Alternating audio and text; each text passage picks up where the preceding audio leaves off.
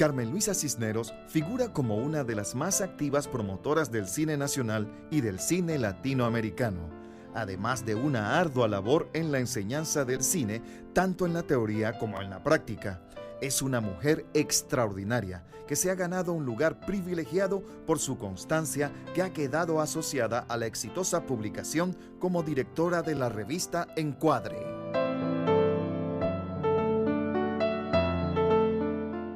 Nací en Maiquetía, hoy Estado Vargas. Realmente iniciarme, yo diría que mi acercamiento al cine fue en las 3 salas disponibles que teníamos en Maiquetía. 3 salas que estaban destinadas, una, el cine Royal, al cine estadounidense. El Paramount de Maiquetía también a cine mexicano.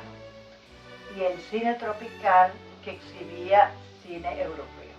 En el Paramount conocí, además de cine, había de todo tipo de cine sin selección previa, pero tuve la fortuna de conocer allí a Buñuel, a Fernando de Fuentes, clásicos mexicanos del momento, y además las rancheras, Tintán, Cantinflas, todo ese mundo, y el cine tropical también situado en el mismo espacio, que era tal vez unos metros distanciados uno de otro. Tuve también contacto con el cine europeo. Ellos traían entonces especialmente cine italiano, pero también cine de posguerra, el cine italiano de la posguerra, importantísimo, y cine francés. Así que yo diría que ese fue mi primer contacto con el cine y que me despertó la pasión por el cine.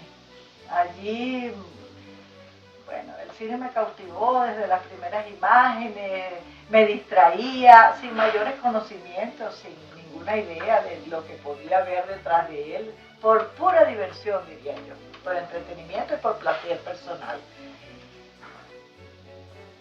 La revista Encuadre no nace como tal.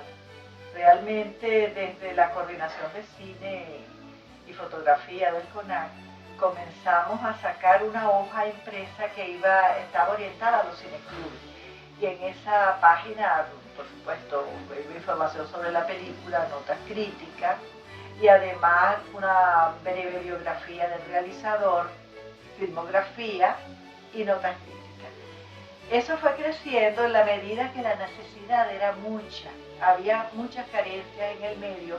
Estaba dirigida a cineclubes del país que tenían poco conocimiento y que nosotros éramos como una ventana que les ofrecía, además de esa material para su conocimiento y difusión, tenían cursos de apreciación cinematográfica donde se les daba historia del cine venezolano, latinoamericano, universal, se les mostraba el proceso de la Ideal Film, se les enseñaba también técnicas de proyección y de mantenimiento.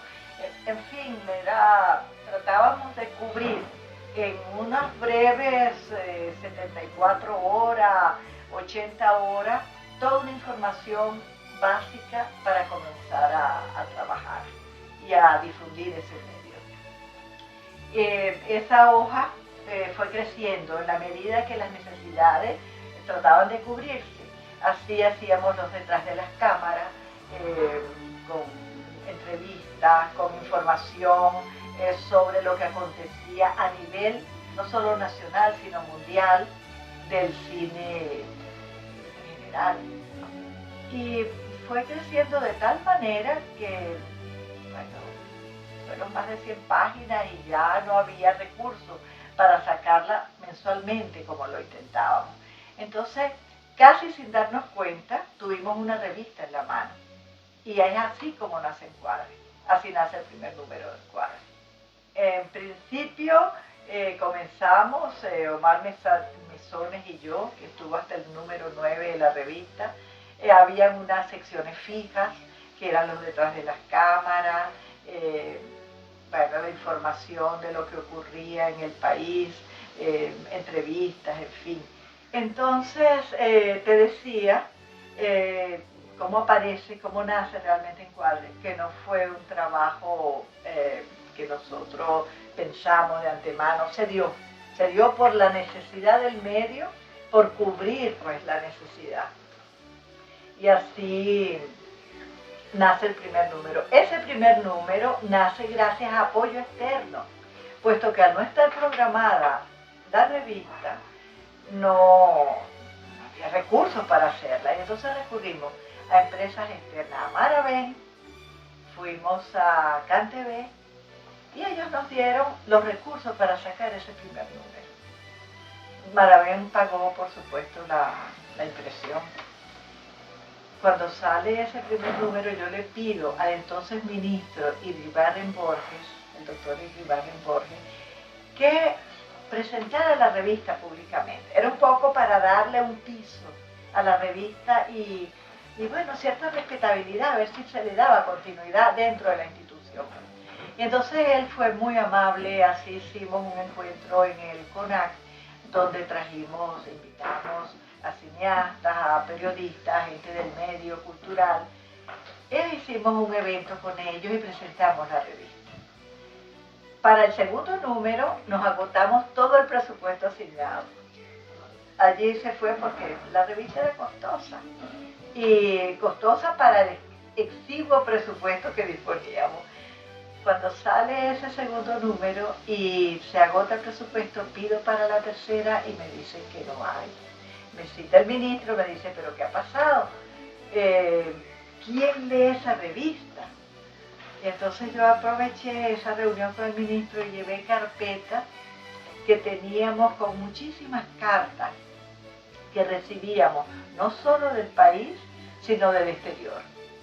De estaciones de radio, universidades, centros culturales, ateneos, cineastas del exterior, institutos de cine del exterior, para quienes información sobre un país y de su cine que no tenían, fue un material muy valioso. Y así nos felicitaban y nos pedían que siguiésemos enviándole la revista. Entonces, bueno, cuando el ministro vio esa respuesta, de inmediato aceptó que, ¿verdad?, que la revista sí era leída y nos continuaron presupuestando los siguientes números. La revista siguió saliendo y contábamos ya, después de Omar Mesones, que renunció en el número 9, con gente muy valiosa. Pablo Abraham, que fue asistente y trabajó muy bien, además de que es muy buen crítico del cine, Pablo. Alfonso Rondón, que fue el diagramador, él nos acompañó durante todo el tiempo, que hizo un excelente trabajo. Alfonso además es artista plástico. ¿Y qué hacer? ¿Cómo? Porque sacar una revista cada 3 meses y tratar de que tenga información de interés, buenos trabajos críticos importantes, por lo menos analíticos, serios. Yo tengo que agradecer la participación y la fortuna que tuve, porque daba clases en la Escuela de Artes, en la mención cine.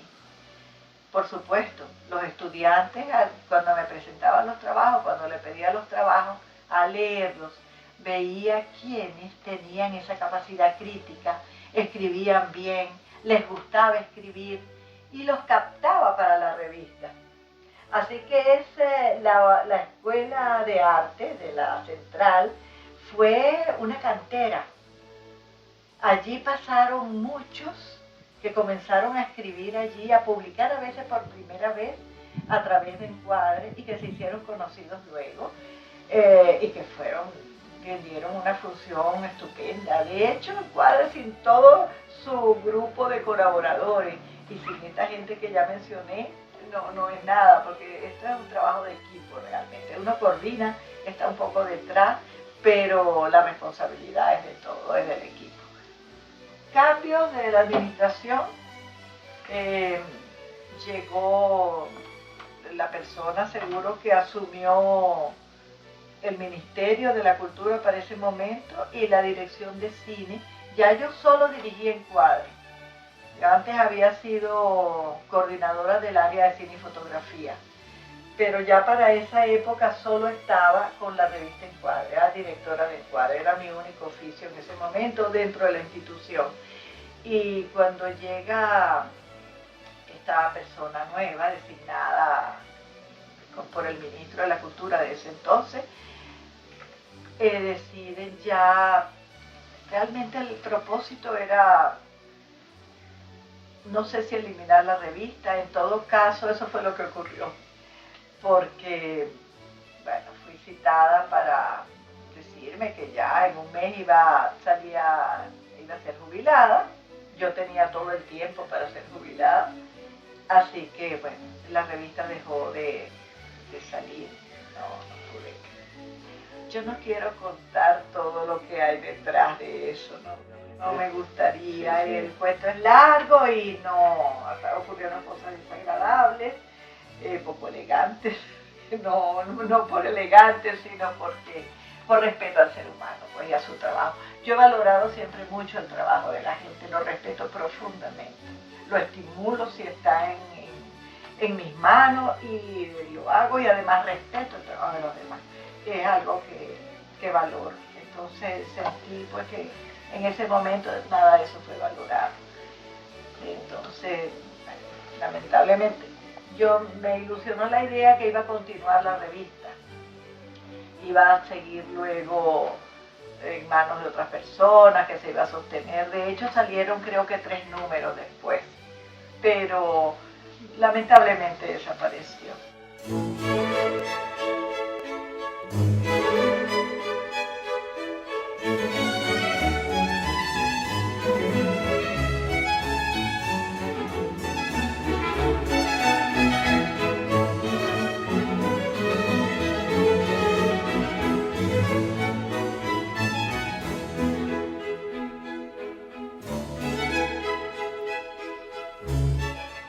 El caso es que mi pinino ahí como escribí por supuesto de continuidad, no de escritora. Lo hice con esa película que fue muy divertido, vino Yves Montand, Catherine Deneuve, que fueron los intérpretes principales. Ese fue como el primer contacto con la técnica. Estuve con Guedes cuando hizo Testimonio de un obrero petrolero, también trabajé con él.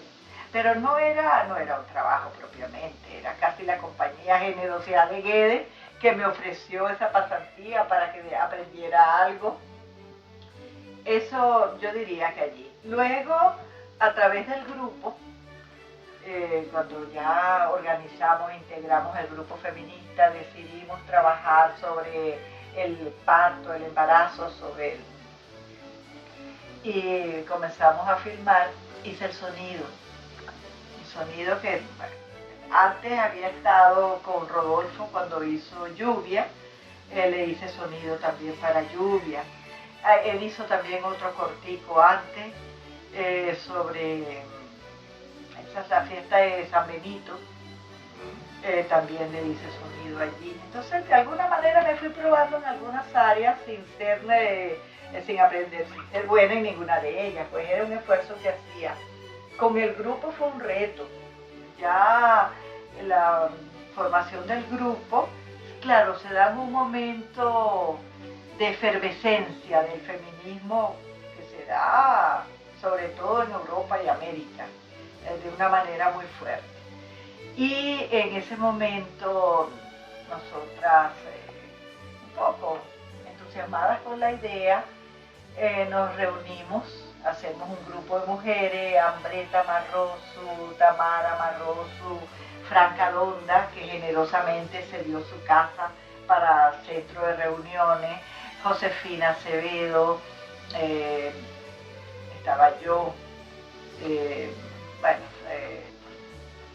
Krista Sponsel, una alemana muy agradable. En fin, nos reuníamos en la casa de Ambreta, en la casa de Franca Donda, y comenzamos simplemente, lo primero fue hablar de nosotras, con toda sinceridad, con libertad, encontrarnos a nosotras. Así nace el grupo.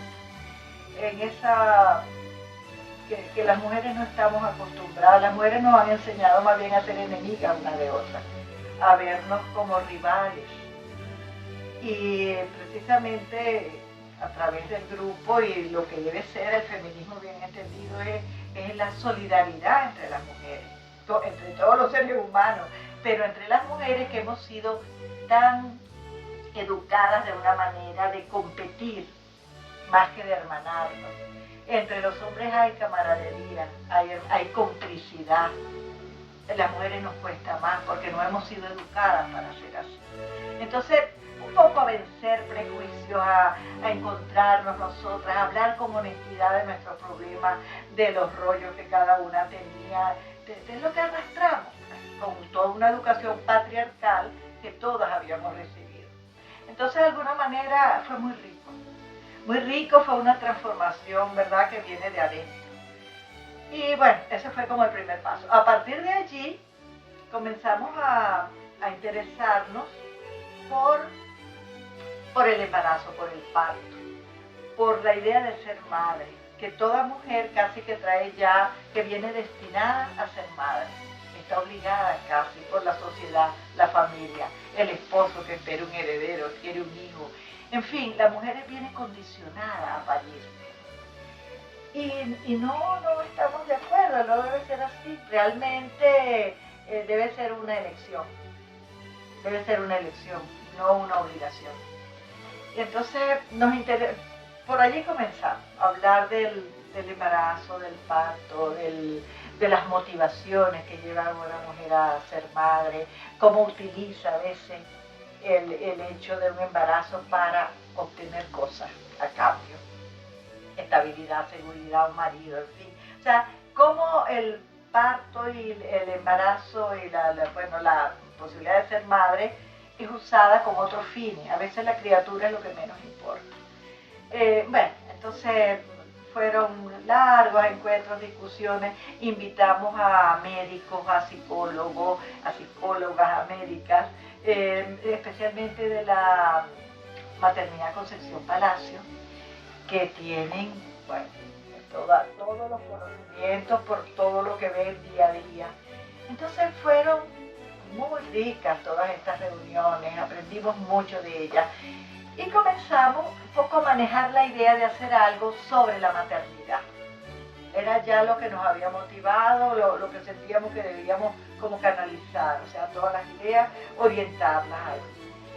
Un grupo de dos compañeras, Katina Fantini y Miriam González, en San Cristóbal, ellas fueron a la feria de San Sebastián. Habían hecho antes un corto con las alfareras en los más bajas y fueron a San Sebastián a exhibir ese corto. Era algo como para la fiesta de la feria de San Sebastián, para vender algo, en fin, de alfarería, etc.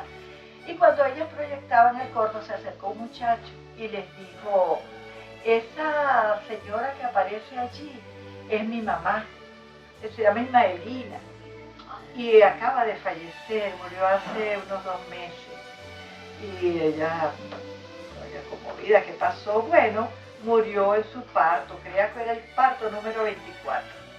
Cuando ellas llegaron a la reunión y nos contaron lo que había ocurrido, dijimos, bueno, ahí está, esa es la película que queremos hacer, nos vamos para lo más baja, porque eso es morir pariendo el hijo que ya pasa de los 20 partos, unos se dieron, otros se perdieron, pero esa mujer pasó la vida embarazada. Entonces fuimos allá y por eso se desarrolla la película en lo más baja. Y lo que hacemos es, además de entrevistar a todas las mujeres alfareras, hablar con ellas sobre ellas, de lo que piensan, de ellas, de su trabajo, de la vida, de sus sueños, de sus deseos, de sus maridos, y hablar con el viudo de Ismaelina, con los hijos, en fin, conversamos con todos, con la enfermera que las trataba, para tener una idea global de lo que ocurría allí. Eso no es más que un microcosmos que va a todo. O sea, ella no es yo, tú, Ismaelina, somos iguales, somos las mismas, o sea, no hay diferencia. Ahí nos hermanamos y nos identificamos con los problemas de esas mujeres que pueden ser los mismos nuestros. Entonces es así como nace la película, a base de esos testimonios y sobre todo, bueno, con Ismaelina como centro, porque ella es como, lamentablemente, el punto más alto, pues, de toda esta sugestión. Al punto que ella tenía tan introyectado que ella tenía que tener los hijos que Dios le mandara, sin cuidarse, sin atenderse, y decía que el marido estaba totalmente de acuerdo. La enfermera, cuando le preguntamos, oye, ¿qué pasa? ¿No hay anticonceptivos? Estas mujeres, está bien que quieran tener hijos, pero de esta manera que les cuesta la vida. Y dijo la enfermera que ellas tenían que decir en sus casas que iban a buscar otro tipo de tratamiento. Ellas tenían que ocultar que podían usar la pastilla anticonceptiva, porque los maridos decían que eso las secaba, que eso les hacía daño, que las enfermaba. Los maridos les prohibían los anticonceptivos. Y ellas aceptaban, sumisas. Y cuando indagamos más nos damos cuenta que son esas mujeres las que sostienen la economía del lugar con su trabajo. Ellas son las que paren, educan, generan el ingreso que los mantiene a todos. Entonces, pero no se valora el propio trabajo. Siempre el trabajo, por supuesto, que hacía el esposo era más importante. Ella siempre se minimiza, entonces es doloroso, es un problema que hay que vencer y que no es fácil con educación. Hoy día yo siento que hemos avanzado bastante. Hoy por lo menos se habla de feminismo, lo que antes era casi una palabra tabú. Tenemos un premio, ese año el Consejo Municipal del Distrito Federal nos dio el premio al mejor corto.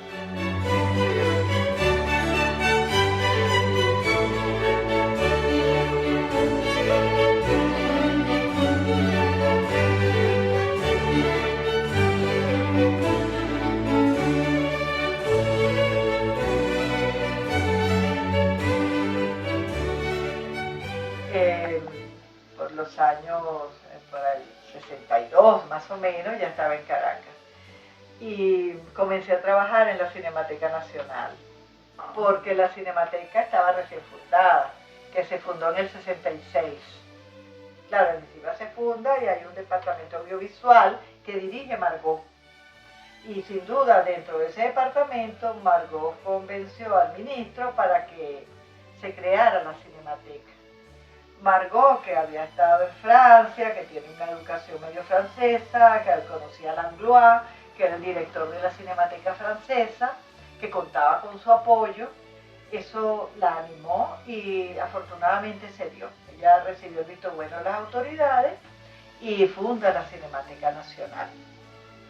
De una manera precaria, en un edificio prestado, instalaciones prestadas en el edificio anexo al Museo de Ciencias Naturales, con un espacio para depósito de películas, para biblioteca, para las oficinas.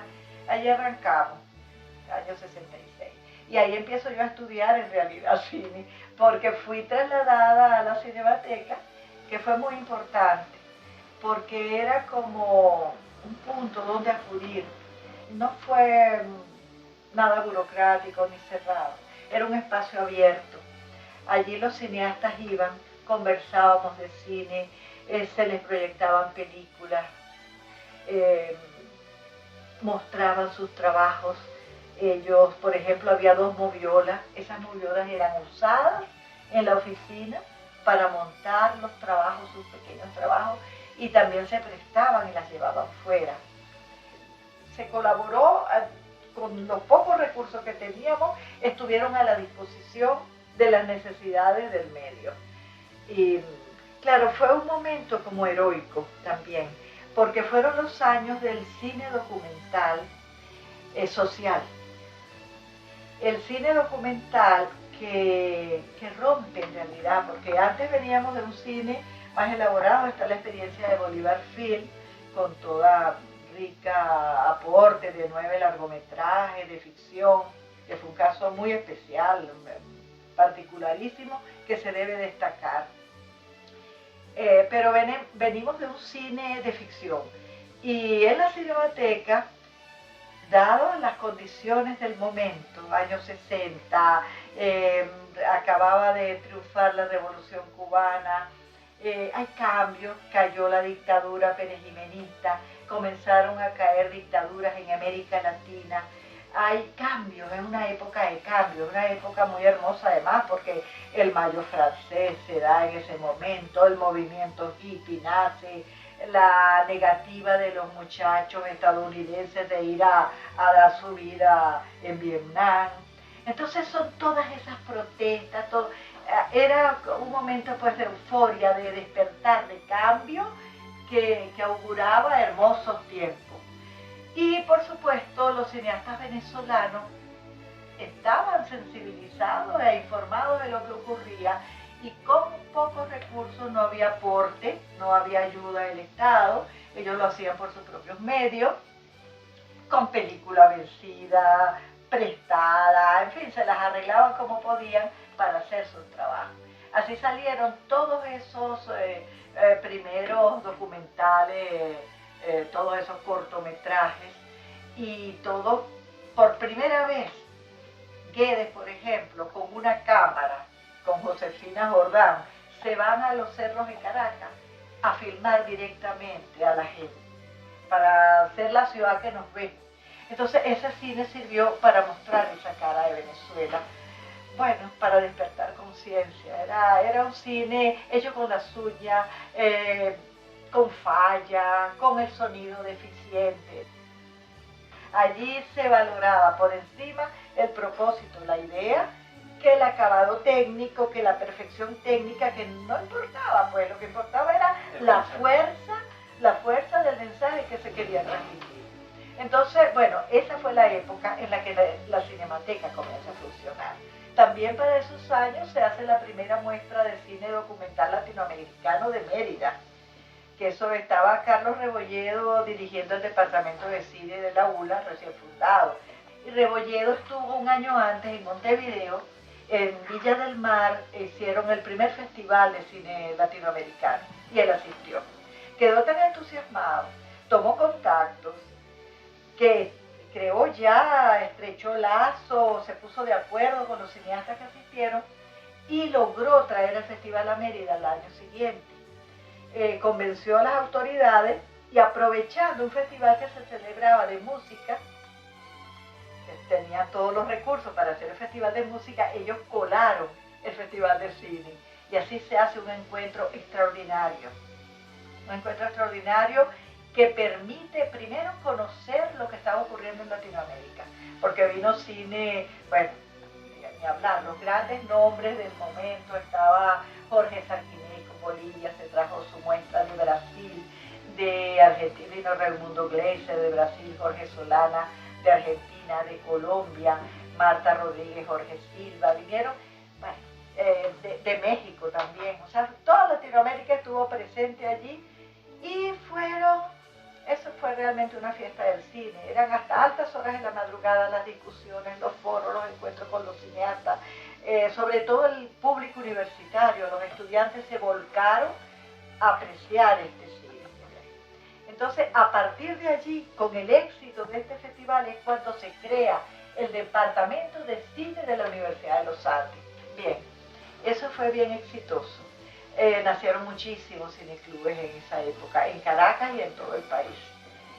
Y la obligación nuestra era estimular pues, el conocimiento del cine. Para ello se compraban películas a los cineastas venezolanos, así adquirimos numerosos cortos a los cineastas que se difundían. Ese era especialmente difusión del corto, ese era como el propósito.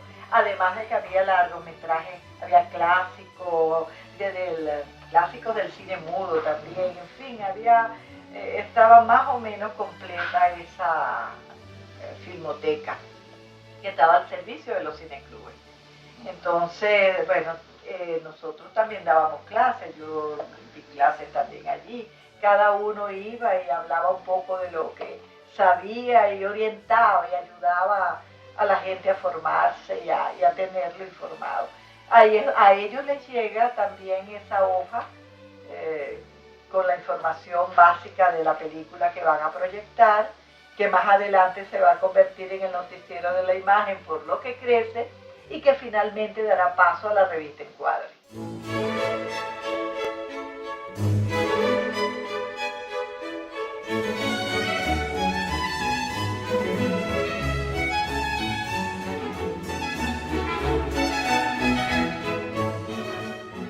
Sí, yo creo que realmente hoy día, yo diría que ha mejorado, porque hay apoyo del Estado, se crean salas, se habla de cinematecas por todo el país, que para uno la cinemateca era la cinemateca que irradiaba a centro.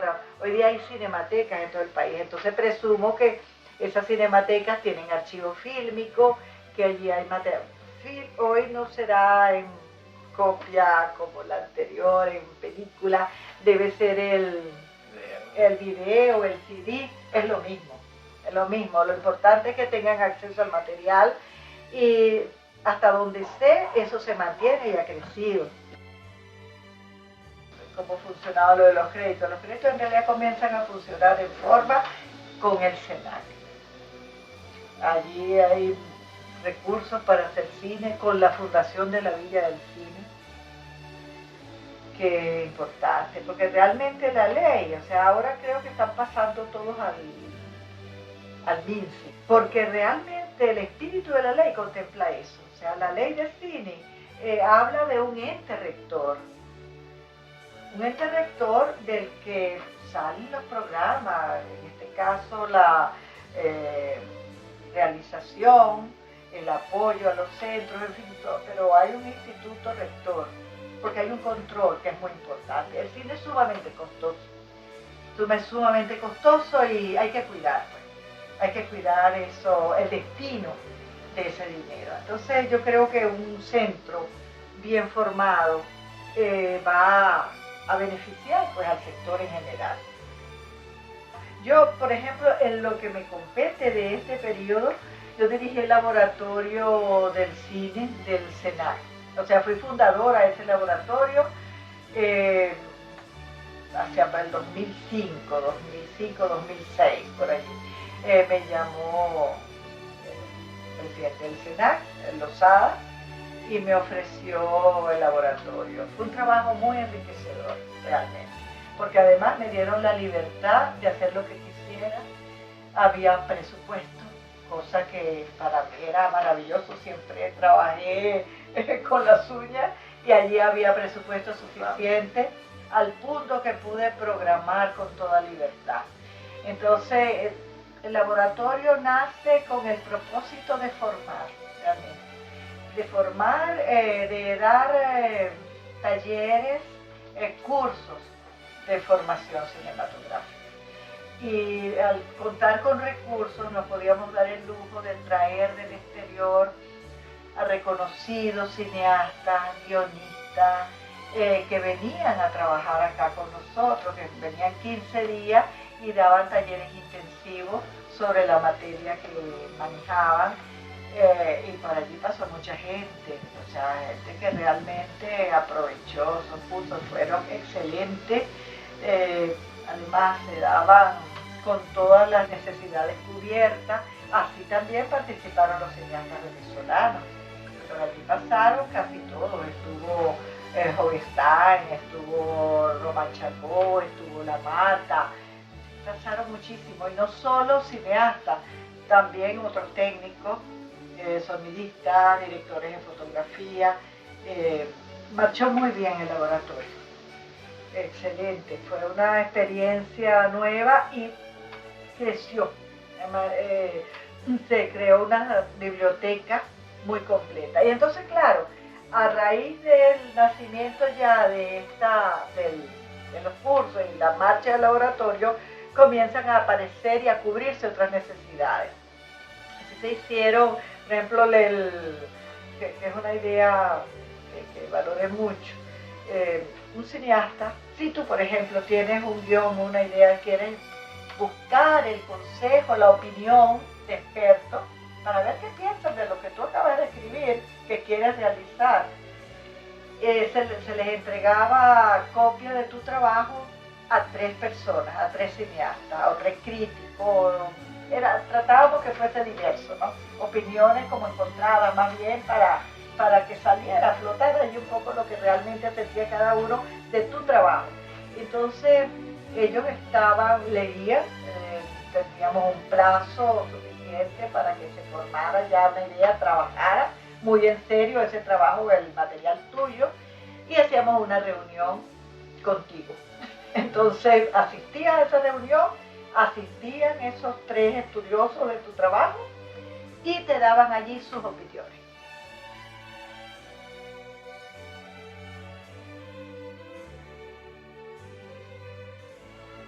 Llegó un momento que se hizo obligatoria la exhibición del corto.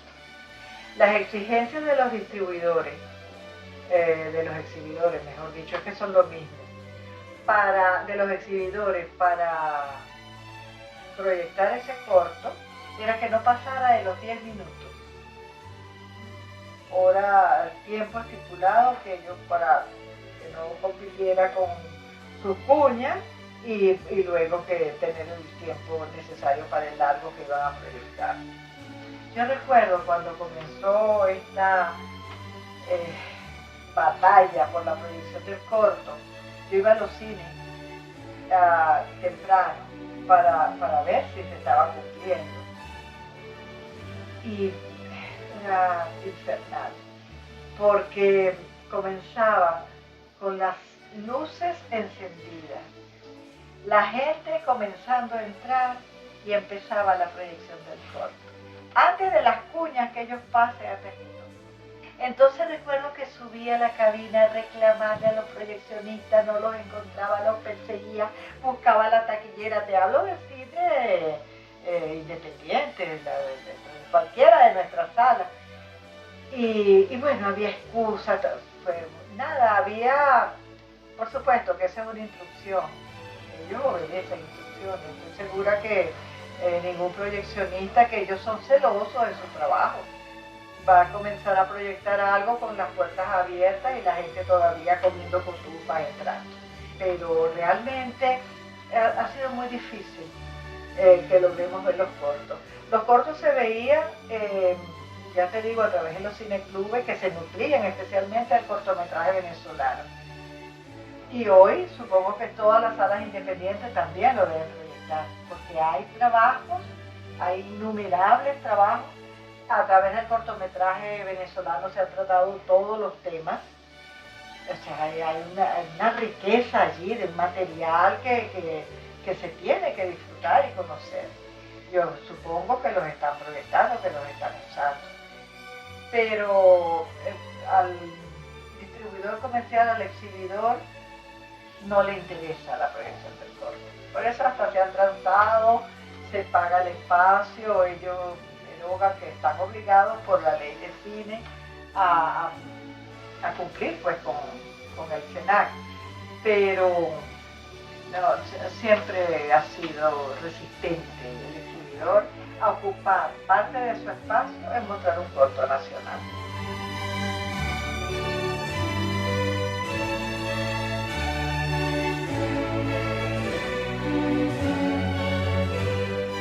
Mira, lo de la conservación es algo que a uno le pone los pelos en punta. Cuando hay conocimiento y las cosas se pierden es terrible, igualmente es terrible, pero por lo menos tal vez se preservan algunas cosas por sobre otras. Acá los inicios del cine, hasta avanzado el 20, se hacían con el soporte de nitrato y eso era de combustión espontánea. Las películas desaparecían por sí. No todas, pero una buena cantidad de material desapareció. Además de que no estaban bien mantenidas ni cuidadas, no había criterio. Yo recuerdo una vez me contó el viejo Arzola que su película, él prestó un material o le trajeron, alguien le encontró un corto que había hecho por allá por los 20. Y él emocionado cuando le trajeron la latica. Y cuando la abrió, solo había cenizas allí, ya se había evaporado todo. Ellos parece que hacían solo una copia, la lavaban, y era lo único, no había negativo. ¿Cómo vamos a conservar eso? Todo eso desapareció. Posteriormente sí logran salvarse algunas cosas. De Juan de la Calle quedan algunos pocos por allí. O sea, la mayoría se perdieron. De todos esos trabajos de esa época están desaparecidos, pero no tanto porque se hayan evaporado, es por descuido. Cuando Gallegos, en los estudios Ávila,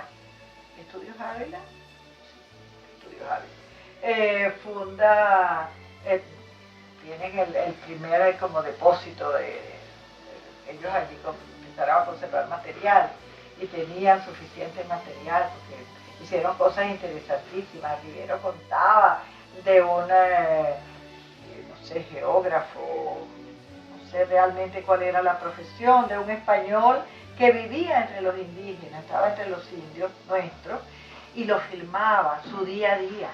Imagínate la riqueza de ese material.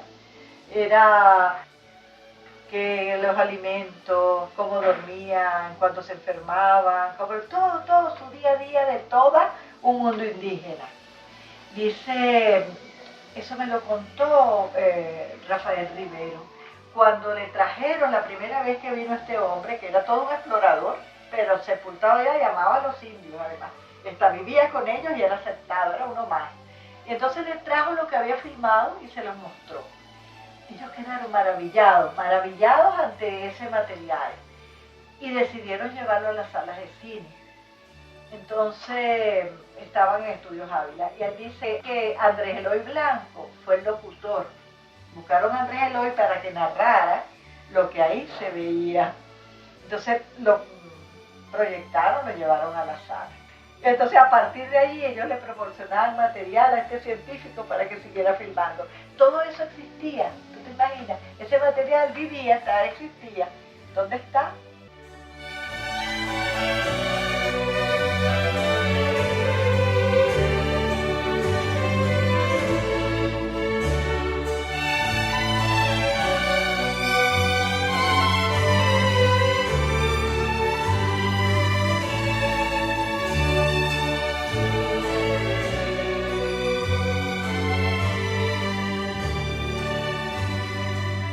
Primero, hay mucha gente joven que debe dársele la oportunidad.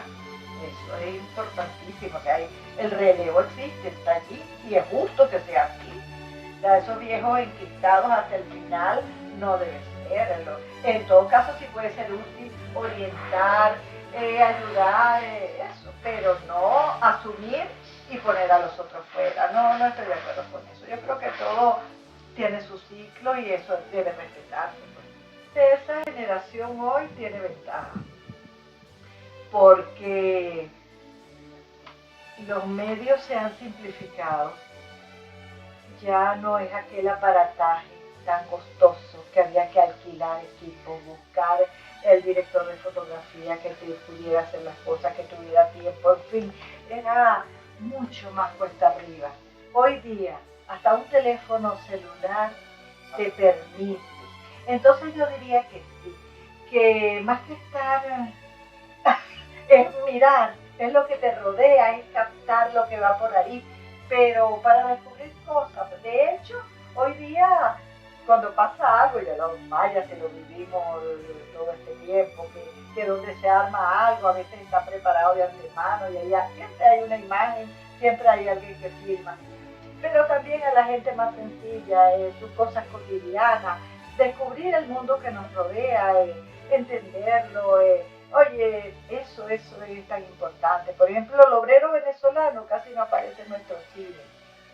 El hombre del campo venezolano está en muy pocas películas. Entonces, hay cosas tan nuestras, tan de nuestra vida, de lo que somos, que deberían reflejarse y no hace falta, pues, pensar mucho. Es más, basta algunas ideas, no se va a abarcar todo. Del espacio reducido a lo general, o sea, de tratar el caso de un obrero en particular para entender el problema de innumerables obreros, o sea, es llegar a la gente, es tener sensibilidad para oírlos, para llegarles, con la mejor intención, con deseos de saber. Eso yo lo valoro y realmente los medios permiten hoy día poder trabajar porque se han simplificado y ha reducido los costos notablemente. Entonces, yo creo que esa es una gran ventaja que tienen los jóvenes.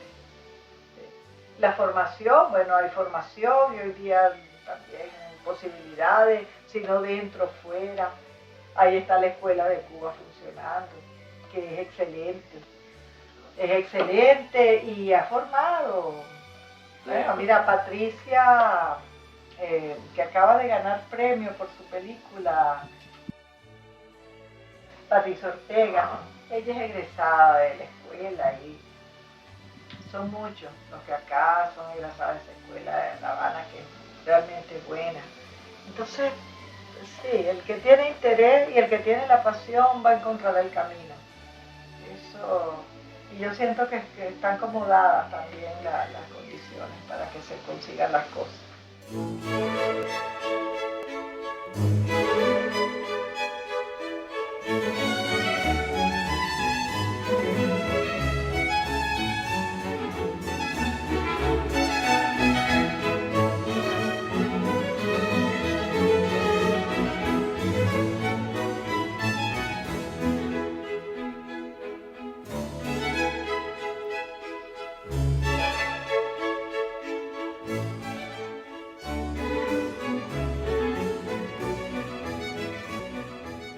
No te hablé de la piratería. Es que de otra manera no se verían muchas películas que gracias a ese medio llegan. Y yo soy la primera. Y lo puedo ver y eso estoy haciendo. Porque ahora estoy disfrutando el cine de esa manera, porque como tengo, mucho, una videoteca grande, pues que fui comprando y que no he tenido tiempo de ver. Entonces ahora lo que estoy haciendo es reviendo de nuevo al Griffith completo, a Murnau completo, a Eisenstein completo. Es bonito volver a ver eso con calma, tranquila, día tras día. Entonces, bueno, estoy disfrutando el cine ya y en ese orden. He comenzado con los viejos, con los más recientes.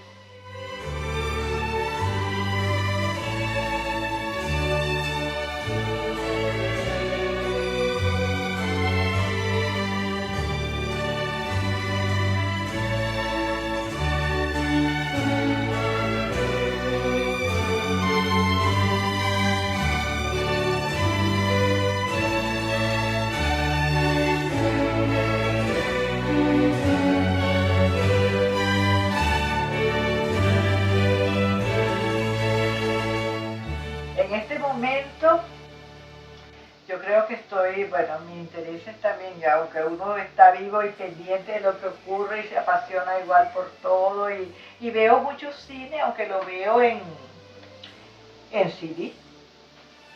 Estoy al día, hay muchos cineastas que me apasionan. Yo diría que estoy leyendo, aprovechando y leyendo todo lo que no pude leer hace tanto y lo disfruto muchísimo porque fui toda la vida comprando libros y leyendo libros y a duras penas tenía tiempo para leer porque había que preparar clases, había que trabajar, había que hacer muchas cosas. Hoy lo hago, leo bastante, bueno, y me he puesto a hacer cosas que nunca había hecho, desde labores en la casa hasta ponerme a pintar, que disfruto y que, bueno, hago mis garabatos y los disfruto, pero realmente todo muy personal, muy mío, no estoy trabajando fuera, disfruto a mis nietos una barbaridad. La familia comparto, a mi mamá que todavía está con nosotros, tiene 95 años y está allí. Y claro, y retirada un poco como estoy en la Colonia Tovar, también la vida tiene otro ritmo, más grato. Se renuncia a unas cosas pero se ganan otras. Entonces son cambios que se dan en la vida, pues. Son cambios y próxima a cumplir los 74 ya sigo ya como con otro ritmo.